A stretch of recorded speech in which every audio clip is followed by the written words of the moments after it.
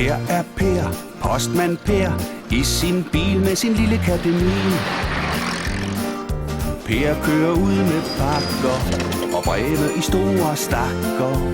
Postmand Per er en meget særlig mand. Her er Per, postmand Per, i sin bil med sin lille katemil.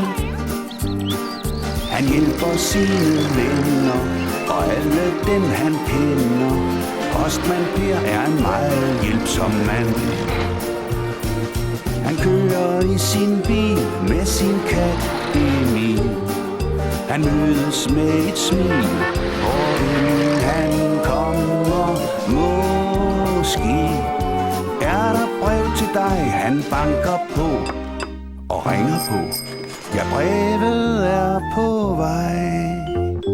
Her er Per, postmand Per, i sin bil med sin lille kat Emil. Per er post på landet, men er kan så meget andet. Postmand Per er en meget flittig mand. Postmand Per er en meget elsket mand. Postmand Per er en meget herlig mand. Sikke en masse breve, fru Madsen. Ja, og husk også de her kort til lille Nihils fødselsdag. Ja, der er også den her. Det er til Louise Søby. Nihil er nok ikke den eneste, der bliver en smule forkælet i dag. Nå, så smutter jeg. Teddy vil fylde nogle heliumballoner til Nihils fest. Jeg har lovet at hente dem på min tur. Balloner, hvor dejligt. Husk at sige tillykke til Nihil fra mig. Det gør jeg. Hej, fru Madsen. Hej, Per.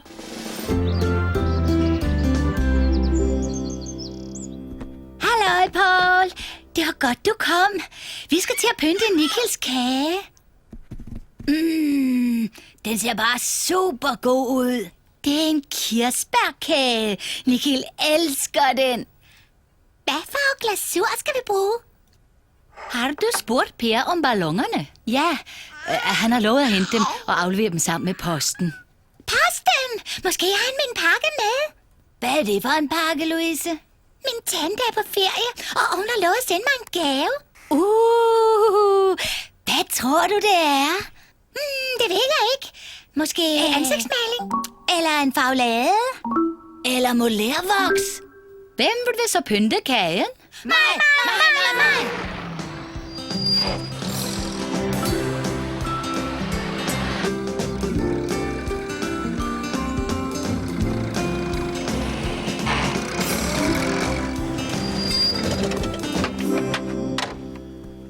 Godmorgen, Teddy. Post. Teddy. Han er sørme, der er ikke kommet særlig langt med ballonerne.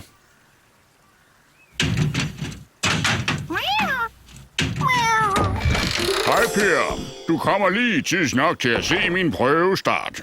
Hvad for noget? Hvad katten er det, du har på? Det er min nye opfindelse. En enmands rygsæk-helikopter. Hvad skal den bruges til? Tja, hvis jeg nu skal højt op for at ordne taget eller noget, ja, så kan jeg jo bare flyve derop, ikke? Flyve? Med den? Ja, se nu her. Godt. Så stiger vi. Hvad siger du så? Så. Pas på, Emil.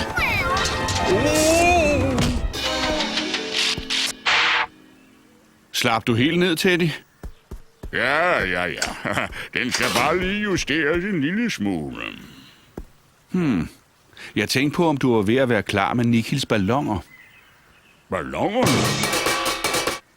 Det har jeg nær glemt. Kom her, vi gør det nu.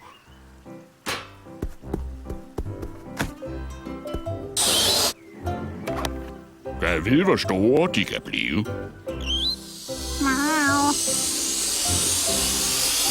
Teddy! Hvad med, at jeg putter gas i? Og du holder ballonerne. Det er en god idé.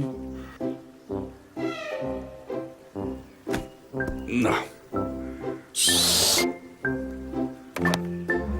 Hør, vi skal have noget at binde dem fast i, så de ikke flyver væk.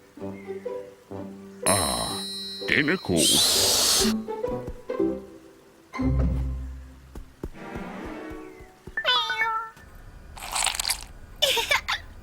Din tur. Ups. Undskyld, Nikkel. Nu er den færdig. Hvad synes du, Nikkel? Kan vide, hvor Per bliver af med ballongerne. Vi går ud og kigger efter ham. Ja, måske har han også min pakke. Okay, men skynd jer lidt. Vi skal da jo snart holde Niels fest.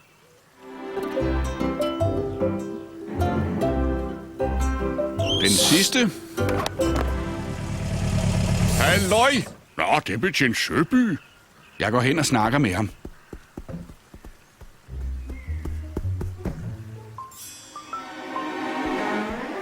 Haha, din bil ser næsten helt ny ud. Den er også nypudset, med en helt speciel politivoks. Hvad kan vi gøre for dig, Arthur? Jeg tænkte, om du ikke havde en pakke til min Louise. Hun venter en fra sin tante. Ja, der er noget til Louise. Hvor er min posttaske blevet af? Gosh. Min posttaske! Louises pakke! Ballongerne! Hurtigt! Vi må se at komme efter dem. Kom her, Per. Min bil er meget hurtigere. Du har ret, Søby. Kom så, Emil.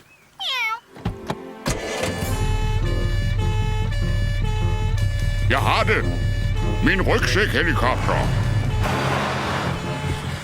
Jeg kan jo bare flyve op og hente posten ned i en fart. Se, vinden blæser den hen imod Allans lade. Pas på! Min fine, rene bil. Hada. Raketten. Halløj, hvad skal de have? Hej, Allan. Hej, Dorte. Hej så, Per. Per, er det din taske deroppe? Ja, vi prøver at fange den. Vent lidt. Den sidder fast på taget. Allan, må du har en stige? Jo da. Sådan. Så flyver vi.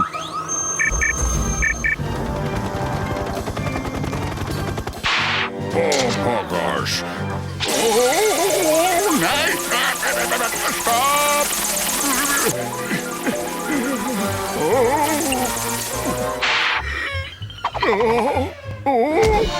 Goddag, herr Gorm. Vi kommer for at hjælpe med ballongerne. Hvor er de? Og hvor er min far og Emil? Jeg er bange for, at vi har lidt problemer med Nikkels balloner. Hvad slags problemer? Jo, forstår jeg bandt ballongerne fast til din fars posttaske, men der var så mange, at de løftede den op i luften. Wow! Og nu er det svævet væk. Med min pakke og Nikkels ballonger. Tag det bare roligt. Per og betjent Søby er taget efter dem.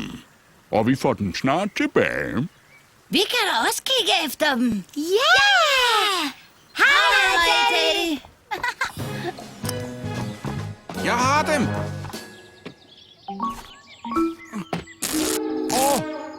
Min bukser! Åh, nej. Nu flyver den væk igen. Kom så, Arthur. Held og lykke! Hej, Per. Jeg håber, du fanger den. Nu er den katten knorme fin. Opsættelse!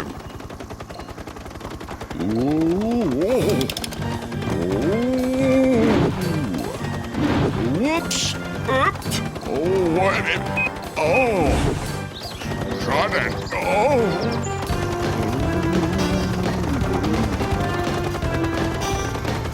Ja.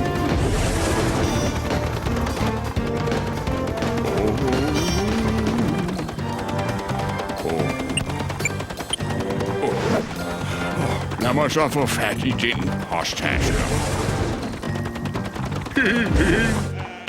Kom nu! Se, der er den!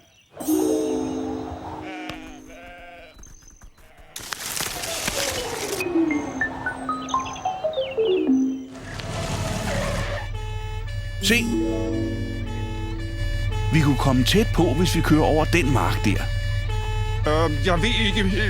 Der er lidt mudret, Per. Den skulle jo nødig slippe væk, vel, Arthur? Nej, men...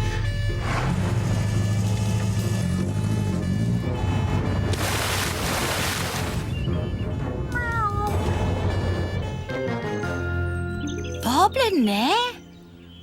Hvad er det? Et brev. Se, der er flere breve. De må nok være faldet ud af fars posttaske. Hvis vi følger brevene, så finder vi ballonerne. Og Louises pakke. De må jo være her et sted. Nå, der er de. Ups.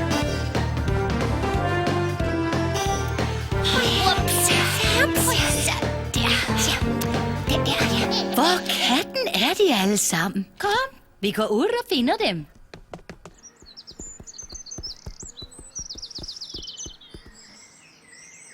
Nu tror jeg endelig vinden lægger sig. Godt. Nu skal vi så bare have den ned. Hvad er det? Du Mille, det er Teddy. Bare rolig. Jeg fanger den. Men det er jo lidt svært at styre denne her ting. Jeg kan ikke nå den. Prøv at knalde nogle af ballonerne, så skal tasken nok komme ned. Okay, Per.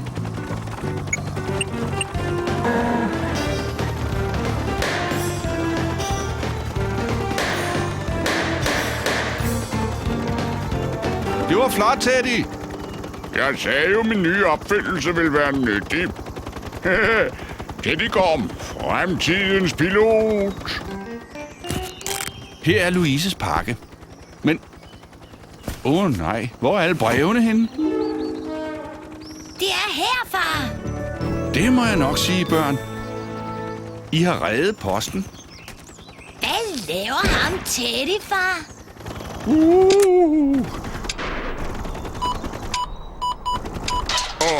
Pokkers. Pas på alle sammen. Kom du noget til, Teddy? Nej, ikke mig. Men min rygsæk-helikopter gjorde. Og alle Nickels balloner. Nej. Og det er jeg ked af, Nisha. Skift med det. Du fik da Pers brev ned i god behold. Og Louises pakke. Nå ja. Værsgo, Louise. Tusind tak. Skal du ikke se, hvad der er i den, Louise? Det er noget, man kan lave. Man kan lave ballondyr. Se, der er masser af balloner. Wow! Så har vi alligevel balloner til festen. Hurra! Nå ja, så fik Nickel da sine balloner. Takket være Louise. Og takket være Arthurs gode bil. Hvad gør man ikke for pligten? Jeg kan da godt lave en maskine, der kan vaske den, Arthur. Tak, Teddy. Men jeg tror nu hellere, jeg vil vaske den selv, hvis det altså ikke gør noget. Tag det roligt, Teddy. Det var bare Emil. Og takket være børnene får Grønnedal også post i dag. Et luftpostbrev. Jeg synes ellers, vi har fået luftpost nok for i dag, ikke Emil?